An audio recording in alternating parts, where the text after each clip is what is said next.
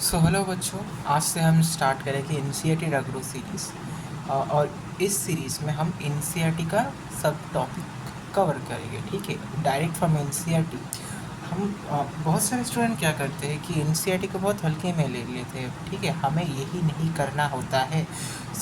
इधर हम सीखेंगे कि एनसीईआरटी को पढ़ा कैसे जाता है और साइड में उसी तरह से ही कैसे एनसीईआरटी करा जाता है।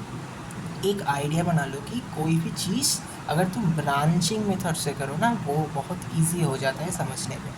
फॉर एग्जांपल इधर देखो, और कुछ कुछ लाइन ना एलिमिनेट करना सीखो। हाँ, इंपॉर्टेंट तो सभी है, पर कुछ कुछ लाइन ऐसा होता है कि वो एलिमिनेट किया जा सकता है। ठीक है, फॉर एग्जांपल ये वाला देखिए। फॉर एग्जांपल यहाँ है पैकेजिंग ऑफ डीएनए, ये मॉलिक्यूलर वाला चैप्टर है। ठीक है, तो ये है पैकेजिंग ऑफ डीएनए। हम यहाँ से स्टार्ट करेंगे। तो अब रीडिंग मारते हैं कि taking the distance between two consecutive base pair as 0.34 nanometre. ठीक है, हमको क्या पता है कि 1 nanometre is equal to 10⁻⁻9 metre. फिर वही हो रहा था कि 0.34 nanometre is equal to 0.34 into 10⁻⁻9 metre. ठीक है, वो वाला रिलेशन आप लोग तो जानते ही हैं। आप लोग जब बचपन से ही पढ़े आ रहे हैं, वो क्लास 9-10 में ही सिखा देते हैं। ठीक है, तो इधर देखिए, if the length of the DNA helix is in typical mammalian cell is calculated simply by multiplying. ये सब छोड़िए, ये सब जस्ट बता रहे हैं कि वो जो ये वाला होता है ना, ये वाला एक टिपिकल मैमेलियन का बेस पेयर है। ठीक है, ये इसका इसका ये किसका वैल्यू है? ये 2n का वैल्यू है। ठीक है, ये क्या है? टिपिकल मैमेलियन का सेल में 2n का वैल्यू ये होता है। ठीक है, ये है क्या? ये है 2n chromosome, not only n chromosome. Only n chromosome अगर देखें तो उसमें वैल्यू क्या होता है? वो यही होता है, पर इसमें से क्या करते हैं, 2 डिवाइड कर देते तो क्या 3.3 हो जाता है। ठीक है, ये वाला चीज़ दिमाग में बैठा लेना। ठीक है, वही ये कह रहा है कि इतना base pair total 2n cell में है। ठीक है, इन टिपिकल मैमेलियन। ठीक है, 2n में इतना बेस पेयर है, तो हम वो पर्टिकुलर मैमेलियन का डीएनए का लेंथ कैसे निकालें? ठीक है, तो इतना बेस पेयर है और दोनों कंसेक्यूटिव बेस पेयर में डिस्टेंस हमें इतना दे रखे हैं। ठीक है, तो इसमें से ये अगर मल्टीप्लाई कर दे तो ये वाला वैल्यू आ जाएगा 2.2 मीटर। आपको क्या है, ये सिंपल वैल्यू है 2.2 मीटर। ये सब कुछ याद करने की ज़रूरत नहीं है, सिर्फ याद करना कि 2n का वैल्यू होता है। सॉरी, मैं पेन यूज़ करता हूँ, बहुत अच्छे से आप लोगों को समझ में आएगा। 1 मिनट। हाँ, 2n का अगर आप देखिए कि 2n का वैल्यू, ठीक है, 2n का वैल्यू होता है ये वाला। ये आप जस्ट याद कर लीजिए। ठीक है, और क्या याद करेंगे कि हम मैमेलियन का एक डीएनए का जो लेंथ होता है वो क्या है, 2 मीटर। ठीक है, अब देखो, a length that is far greater than the dimension of a typical nucleus approximately 10⁻⁻9। ठीक है, ये वाला बहुत ज़्यादा अगर घुस के अगर कोई पूछे तो ये वाला राइट। ठीक है, वरना नहीं आएगा। ठीक है, अब देखो, इसमें से कुछ जो आपको ज़्यादा बहुत याद करने का होता है वो है ये वाला 2n का वैल्यू और ये डीएनए का लेंथ। ठीक है, अब देखो, अब द नेक्स्ट वन आता है कि ये एक छोटा मोटा क्वेश्चन है, आप सॉल्व कर सकते हैं इजीली। आपको इसमें क्या सिर्फ पता होना चाहिए, जो 2 चीज़ पता, 3 चीज़ पता होना चाहिए। फर्स्ट ऑफ ऑल कि एक बेस पेयर में, ठीक है, एक बेस पेयर में कितना लेंथ होता है, 0.34 नैनोमीटर। ठीक है, और 10 बेस पेयर में आप निकाल सकते हैं 3.4 नैनोमीटर वाला। ठीक है, अब देखिए, तो ये वाला और कौन सा रिलेशन आपको याद रखना होगा, ये देखो अच्छे से, ये मिलीमीटर दिया हुआ है। ठीक है, आपको याद रखना होगा कि 1 metre is equal to 10⁻9 nanometre, we know that. ठीक है, और इज इक्वल टू 10⁻3 मिलीमीटर। ठीक है, अब इस रिलेशन को अगर आप ध्यान से इस क्वेश्चन में लगाएं तो आप वैल्यू निकाल सकते हैं। ठीक है, मुझे कमेंट में इसका आंसर चाहिए। ठीक है, अब देखिए, in prokaryotes such as E coli, दो दे do not have a defined nucleus. The DNA is not scattered throughout the cell. ठीक है, प्रोकैरियोट में क्या होता है, हमको क्या पता है, इन केस ऑफ यूकैरियोट एक पर्टिकुलर न्यूक्लियस होता है जो कि न्यूक्लियर मेम्ब्रेन होता है, उसके अंदर न्यूक्लियोलस होता है. But in case of prokaryote क्या होता है, वो जेनेटिक मटेरियल और प्रोटोप्लाज्म का एक मिक्सचर टाइप बन जाता है. बट वो जो जेनेटिक मटेरियल होता है वो मतलब खुल के प्रोटोप्लाज्म में इधर उधर फैला नहीं रहता. ठीक है, एक कंजस्टेड एरिया में ही रहता है. उसको हम कहते हैं कि वो न्यूक्लियोइड है. और एक प्रोकैरियोट में और एक्स्ट्रा क्या होता है, वो होता है कि एक एक्स्ट्रा प्लास्मिड होता है. इधर देखिए, इधर मैं छोटा करके दिखा देता हूँ. ये देखिए, for example suppose this is a prokaryotic cell. ठीक है, ये एक प्रोकैरियोटिक सेल है. Prokaryotic cell means primitive. Prokaryotic cell, prokaryotic cell. ठीक है, स्पेलिंग थोड़ा माफ़ कर दीजिए, पर समझाने की बेसिस में आप देखिए, आपको ज़रूर समझ में आएगा. ठीक है, pro means primitive. Primitive means जो बहुत पहले से ही प्रेजेंट है. ठीक है, हमको क्या पता है, इवोल्यूशन में हमने पढ़ा था कि वो एकदम फर्स्ट क्या आया था, नॉन सेलुलर लाइफ फॉर्म. ठीक है, फिर आया है cellular life form 2 million years ago पहले. ठीक है, जब और पहले 3 मिलियन ईयर्स अगो पहले आया था नॉन सेलुलर लाइफ फॉर्म. ठीक है, सो प्रिमिटिव यानी कि ये तब से है. ठीक है, यूकैरियोट से बहुत पहले की समय की बात है जहाँ से ये प्रोकैरियोट, प्रिमिटिव कैरियोट आया है. ठीक है, तो इस प्रोकैरियोट में क्या होता है, इस प्रोकैरियोट में क्या होता है कि जो हमारा जो न्यूक्लियोलस वो जो होता है वो क्या होता है, ऐसे स्कैटर रहता है. ठीक है, ये न्यूक्लियोप्लाज्म है, ऐसे स्कैटर रहता है. ठीक है, इसका कोई पर्टिकुलर बाउंड्री नहीं होता. हाँ, प्रोकैरियोट में एक चीज़ होता है जिसके हम कहते हैं एक्स्ट्रा डीएनए कंटेंट, उसे कहते हैं प्लास्मिड. ठीक है, जो हम बायोटेक में एज अ वेक्टर यूज़ करते हैं. ठीक है, इसमें भी डीएनए होता है. ठीक, बट इसमें इसका कंटेंट से इसका कंटेंट ज़्यादा होता है. इसे हम कहते हैं न्यूक्लियोइड. ठीक है, और इसे हम कहते हैं क्या, प्लास्मिड. ये वाला चीज़ आपको दिमाग में रहना चाहिए, एक बेसिक फंडा है. ठीक है, अब देखिए इधर क्या कहते हैं कि फिर से हम चलो पढ़ते हैं कि in prokaryote such as E coli through they do not have defined nucleus, the DNA is not scattered throughout the cell. ठीक है, DNA throughout the cell scattered नहीं रहता है, कंजस्टेड एरिया में रहता है. ठीक है, डीएनए बीइंग नेगेटिवली चार्ज. ठीक है, डीएनए क्या होता है, डीएनए याद रखना, डीएनए का मतलब है डीऑक्सी राइबोन्यूक्लिक एसिड. ओके, और एसिड क्या होता है, नेगेटिवली चार्ज होता है ऑलवेज. उसीलिए तो वो इधर देखो हिस्टोन प्रोटीन अब आएगा, तो उसीलिए तो वो हिस्टोन क्या होता है, पॉजिटिवली चार्ज अमीनो एसिड. उसीलिए वो क्या है, डीएनए हिस्टोन के साथ बाइंड होकर रहता है. ठीक है, एक टाइप ऑफ अट्रैक्शन फोर्स काम करता है in between negative and positive in here. अब देखिए, DNA negatively charge is held with some protein that have positive charge in a region termed as nucleoid. ठीक है, देख लिया, इसे क्या कहते हैं फिर, न्यूक्लियोइड. मैंने बोला था कि न्यूक्लियोइड क्या होता है, मैंने बोला था. अब देखिए, the DNA in nucleoid is organised in large loop held by the protein. ठीक है, समझ में आया कि ये DNA in nucleoid is organised in large loop held by protein. ठीक है, तो इधर देखो, सपोज कीजिए ये वाला है डीएनए. ठीक है, अब यहाँ समझिए, ये है आपका डीएनए जो कि क्या होता है, नेगेटिवली चार्ज. ठीक है, अब क्या होता है, अब हिस्टोन आप देखेंगे कि हिस्टोन एक बॉल जैसा कुछ होता है. ठीक है, जो क्या पॉजिटिव अमीनो एसिड, जो क्या ये है हिस्टोन. ठीक है, ये क्या होता है, ये मेनली 2 चीज़ों से बनता है. पॉजिटिव अमीनो एसिड से बनता है, जो कि क्या क्या हो सकता है, लाइसिन हो सकता है, और हो सकता है क्या, आर्जिनिन. ठीक है, अब देखिए, तो ये 2 बाइंड कैसे करते हैं, अब देखिए क्या होता है कि ये होता है जो हिस्टोन. ठीक है, अब डीएनए आता है ऐसे. ठीक है, ज़रा समझिए. ठीक है, ऐसे डीएनए आके हिस्टोन को बाइंड करके चला जाता है, ठीक है। ये क्या होता है, ये होता है पॉजिटिव चार्ज, और ये डीएनए क्या होता है, ये डीएनए होता है नेगेटिव चार्ज, ठीक है। ये चीज़ आपको दिमाग में रखना चाहिए, ठीक है।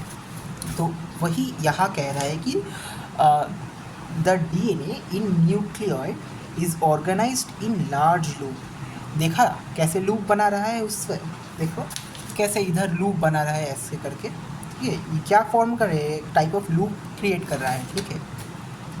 हिल्ड बाई प्रोटीन, प्रोटीन यानी कि हिस्टोन प्रोटीन, लाइसिन और अर्जिनिन को कह रहा है, ठीक है। अब देखिए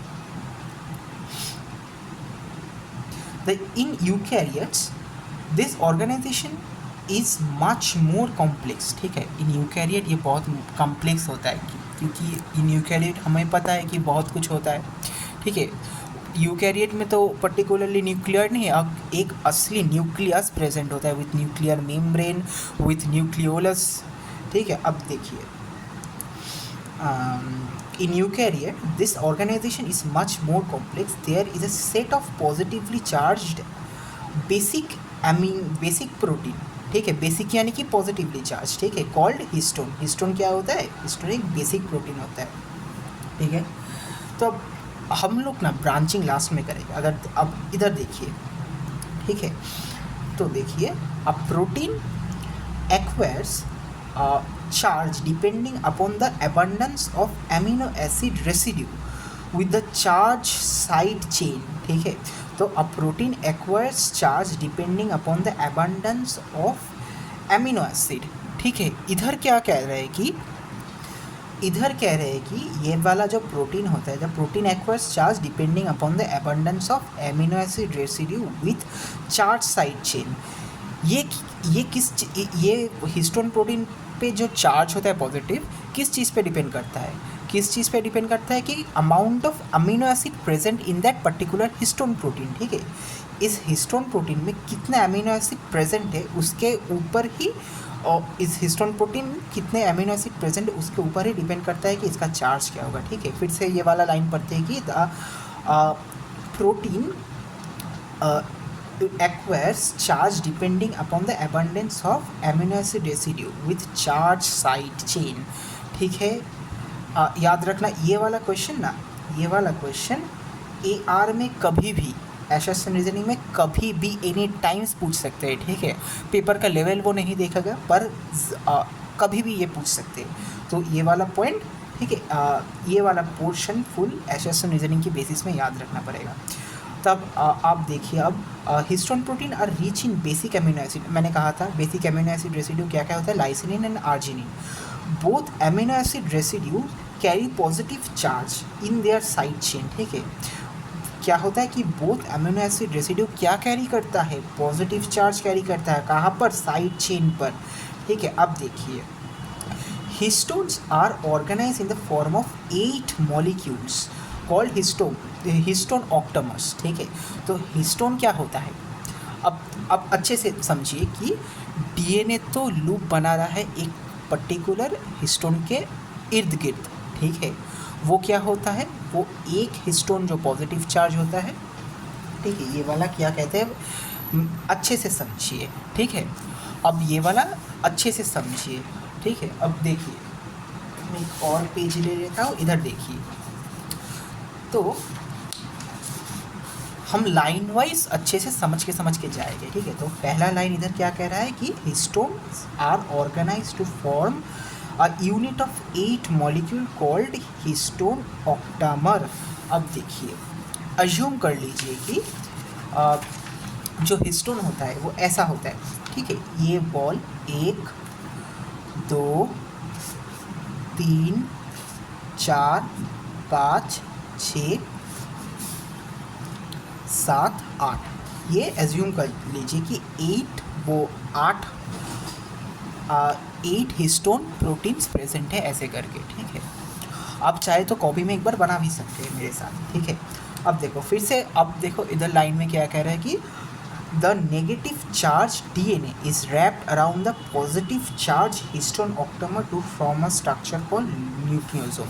ये ऑल क्या है, ये सब क्या है, ये सब क्या है, ये सब है तुम्हारा पॉजिटिव चार्ज, ठीक है। ये एक ही में पॉइंट करके इधर वाला वो मिडिल में रह गया तो देखने में आपको आसानी होगी। इधर देखिए ये एक वाला एक, ये क्या होता है, ये सब हिस्टोन है और ये हिस्टोन क्या होता है, पॉजिटिवली चार्ज होता है, ठीक है। अब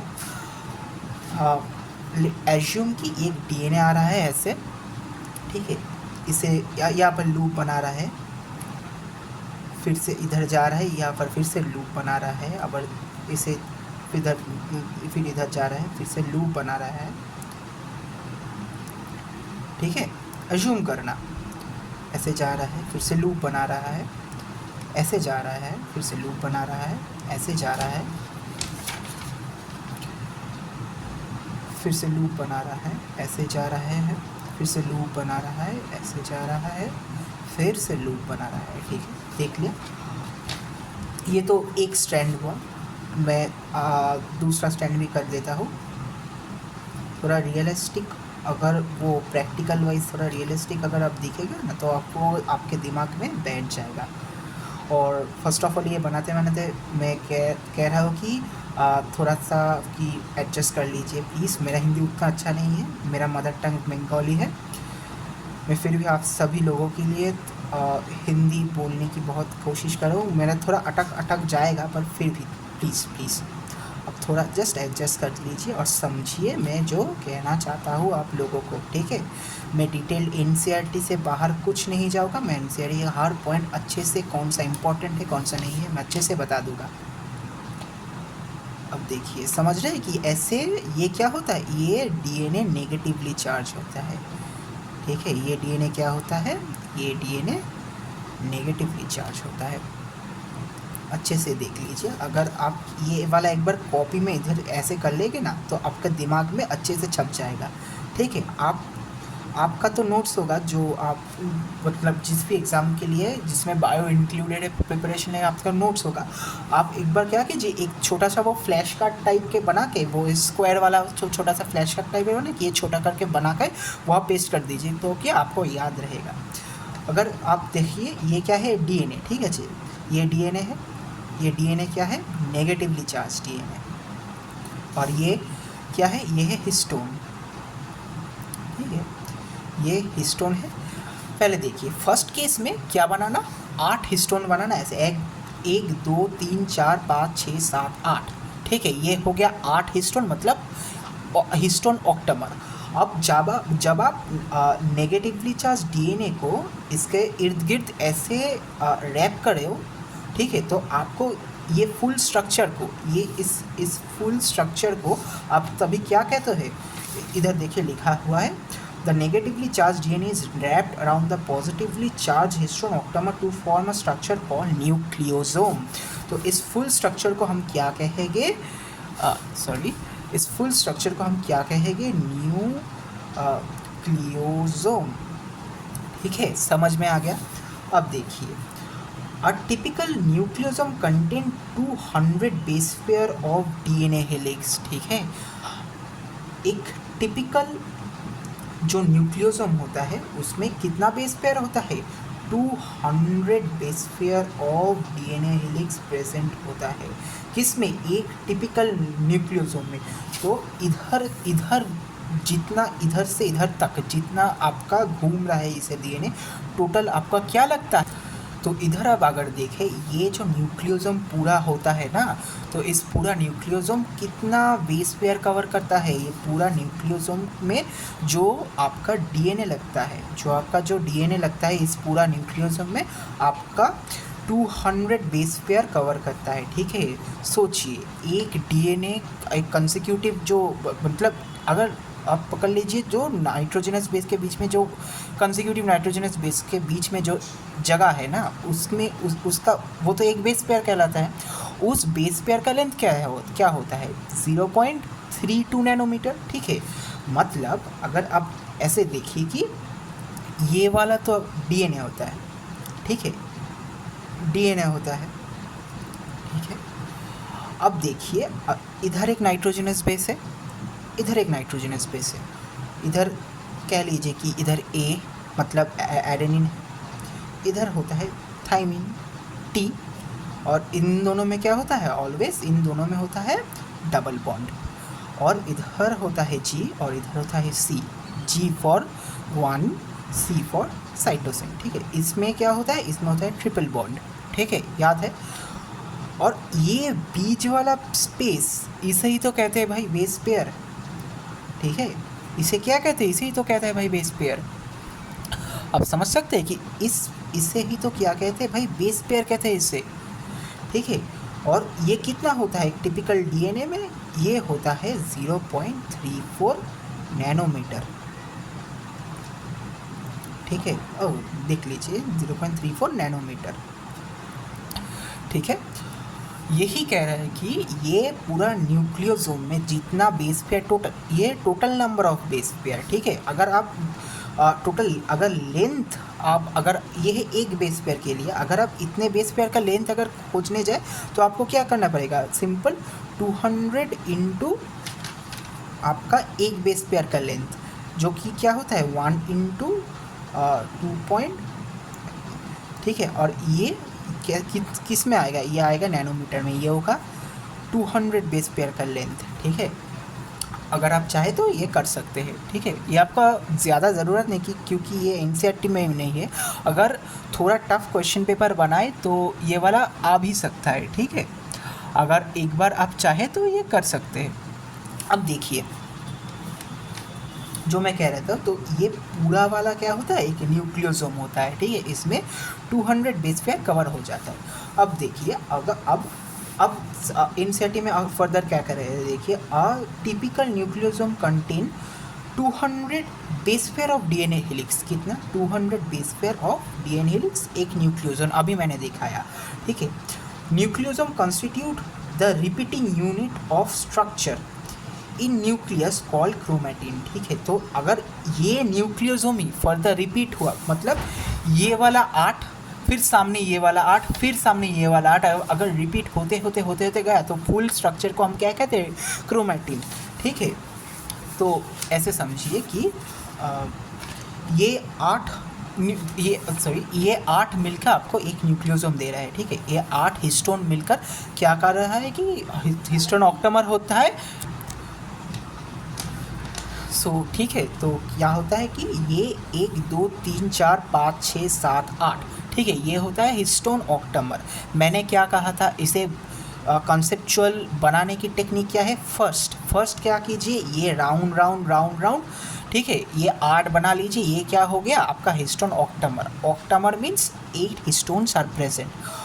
अगर फिर आप डीएनए को, ठीक है, नेगेटिवली चार्ज डीएनए को अगर आप ऐसे फिर लूप बना के ऐसे बाइंड करते जाए तो ये फुल स्ट्रक्चर क्या होता है, ये 8 हिस्टोन ऑक्टामर और डीएनए के साथ मिलकर ये बनाता है न्यूक्लियोसोम। ऐसे आप याद रख सकते हो कि आपको बहुत फ़ायदा होगा कि न्यूक्लियोसोम,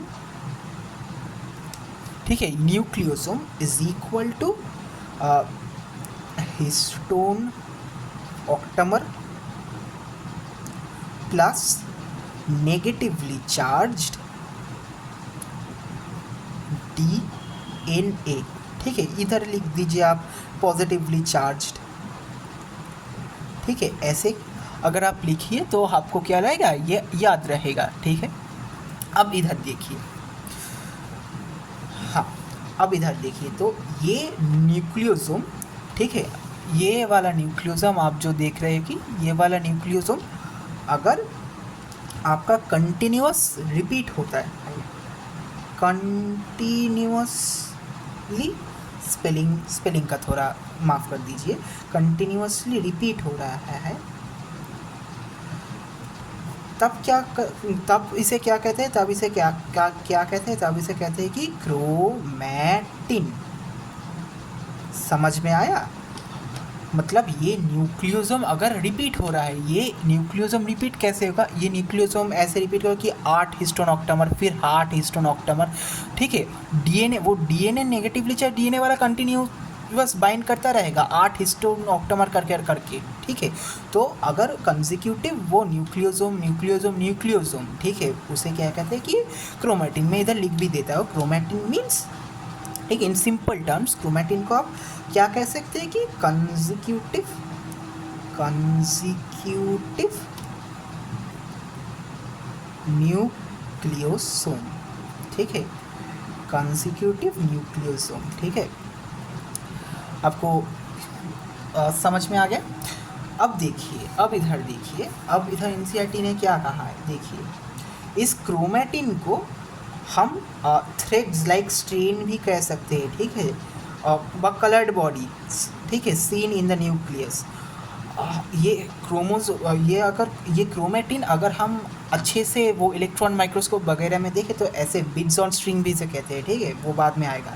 ये देखो, इसे क्या भाई कहते हैं, बिट्स ऑन स्ट्रिंग। बिट्स मतलब वो होता है ना, ये इमेजिन करिए कि एक मोती का माला है, ठीक है, ये मोती, ये है तुम्हारा वो थ्रेड मोती वाला, और ये माला, ठीक है, ये होता है तुम्हारा क्रोमेटिन। ये जॉइन मत कीजिए, बट ऐसे दिखा दीजिए कि ये मोती का माला, ऐसे ऐसे ऐसे ऐसे ऐसे ऐसे ऐसे, ठीक है, ऐसे ऐसे ऐसे, ठीक है।